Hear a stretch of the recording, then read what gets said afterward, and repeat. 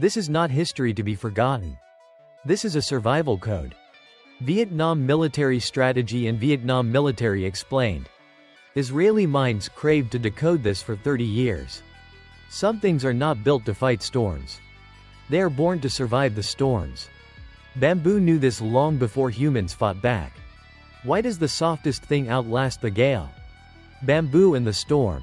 Episode 1. Open your phone contacts. Scroll down now. Hundreds of names appear. Dozens of chat groups light up daily.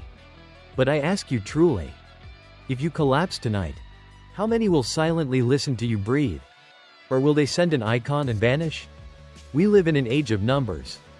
Followers, GDP, scale, teams. The bigger the crowd, the stronger it seems. The Mongol Empire believed that too. Long ago, they brought terror to the south.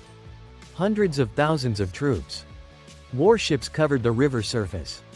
A war machine that seemed unstoppable. But from Dai Viet's view, it wasn't alive. It was a giant mass without a soul. Clunky, heavy, dependent on its own weight. True strength is not in scale. It lies in density. A pile of sand is vast, but a single wind scatters it. A diamond is small, but its bonds break the hammer itself. Ancient Vietnamese did not choose to be sand. They chose to be diamonds. No need for millions of mercenaries. Just people sharing land, rivers, and oaths. Sat that, "Kill the Mongols" wasn't a slogan. It was a heartbeat. 10 people ready to die for each other are stronger than 10,000 waiting to flee. When every cell in a community decides and sacrifices, you no longer face an army. You face a living organism. And as today? Families have people, but lack connections. Relationships are full, but hollow inside. Are you building a life of statistics? Are nurturing connections deep enough for the storm? Every weapon needs a target. Without one, power is just a lonely blast. If the enemy fires everything, but misses you, who will be exhausted first? Punching the Void. Episode 2. A tiny virus can crash $1 million operating system. Not because it is strong, but because it hits the right spot. Every great system carries a disease. Dependence on its own continuity. The Mongols were perfect on the plains. But on Dai Viet's waters, the machine began to cough. More troops meant hungrier bellies. More ships needed deep docks and steady supplies. They were not free. They were prisoners of their own greatness. Tran Hung Dao did not strike armor. He struck the stomach. He did not strike the spearhead. He struck their patience. When the belly is empty, swords are rust. When spirits waver, falling leaves trigger fear. This is not just war. This is systems management. Today, we live in clunky machines of our own. App upon app. Process upon process. Comfort upon comfort. The more comfortable, the more fragile we become. You have tools to manage life, but no time to live in it. Ancient Vietnamese saw enemies as doctors see bodies. No need for many cuts. Just cut the right vein. Do you own your core values? Or are you just running in a system that you don't even understand? There is a way to fight without battlefields. No bodies, no smoke, no triumph. Only the silent erosion of the will. What happens when the enemy forgets who they are even fighting? Dematerializing war. Episode 3. Using the weak to defeat the strong is not a phrase for self-comfort. It is an algorithm of energy conversion. A small force, placed on the right fulcrum, can lift the entire world. Ancient Vietnamese did not hide their weakness. They put it on display. No high walls or thick gates. No flashy weapons. They let the enemy believe.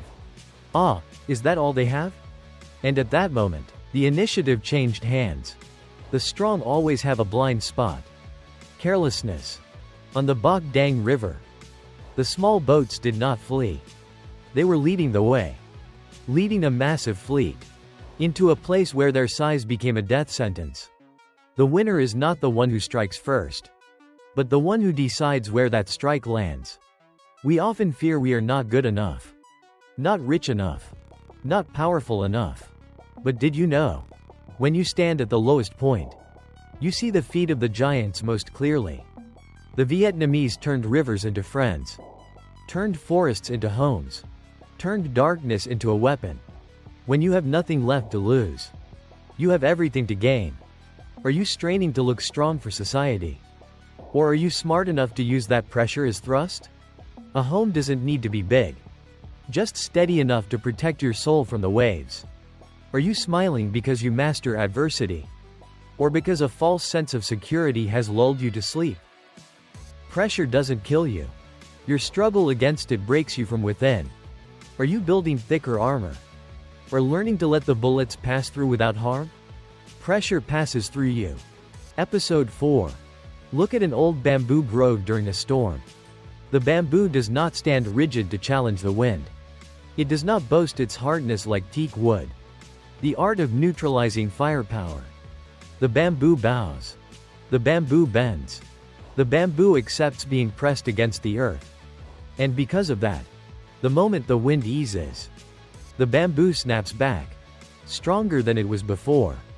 Empires marching into Viet always brought what they were proudest of: firepower. Sophisticated crossbows, copper-clad warships, explosions loud enough to make the earth tremble. But then they realized an uncomfortable truth. They were punching the void. The strongest weapon is useless if there is no target to hit. The Vietnamese raised warfare to another level. Not material, but dematerialized. When the enemy wanted to fight, we vanished into the forest, into the ground, into silent villages that seemed ghost-ridden. When the enemy wanted to rest, we appeared. Not loud, not flashy, just enough to strike directly at their exhaustion and fear. This is the cruel romance of guerrilla warfare. Not confronting strength, but eroding the will. The enemy's firepower was neutralized. Not because we had better weapons, but because we changed the rules of the game. We refused a conventional battle, where the one with more guns wins. We forced them to play on a stage where explosions were just meaningless sounds, echoing in an empty space. You live in an era where social pressure, expectations, and comparisons rain down like the firepower of an invading army.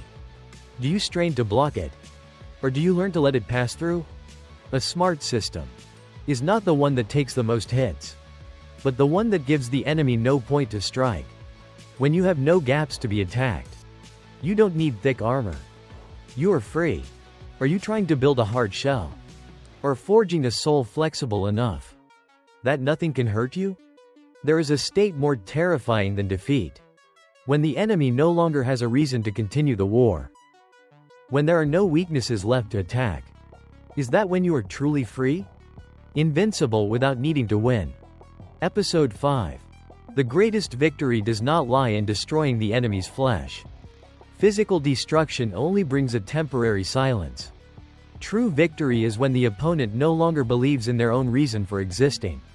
After Bac Dang, after Dien Bien Phu, invading armies did not just lose men, ships, or weapons. They lost something far more dangerous: the belief that history was on their side. The law they brought with them, the strong always dominate the weak, was shattered by a small nation that refused to live small. Internal dissolution is the inevitable end of every system that runs only on violence and imposition. An empire that does not understand the human heart, that does not respect the land they tread upon, is like a sandcastle before the rising tide. When the war ends, the romance of victory does not lie in the shipwrecks. It lies in the sound of the waves and the soldiers in plain cloth silently returning to their fields. No medals, no stage, only life continuing. 30 years later, when the world looks back, they see more than rotted wood and rusted iron. They see a lesson. There are nations that win without ever losing their humanity. Now, it is your turn. Are you trying to win at life by crushing those around you? Or by making them bow in respect to your depth, culture, and kindness? This question is not for judgment. It is for reflection. Do you smile because you have seized power? Or because you have found an exit for your soul in a world of cold. Programmed apathy? Strangers sharing a household registry can live side by side forever. But only those who fight together for a righteous cause truly belong to one another.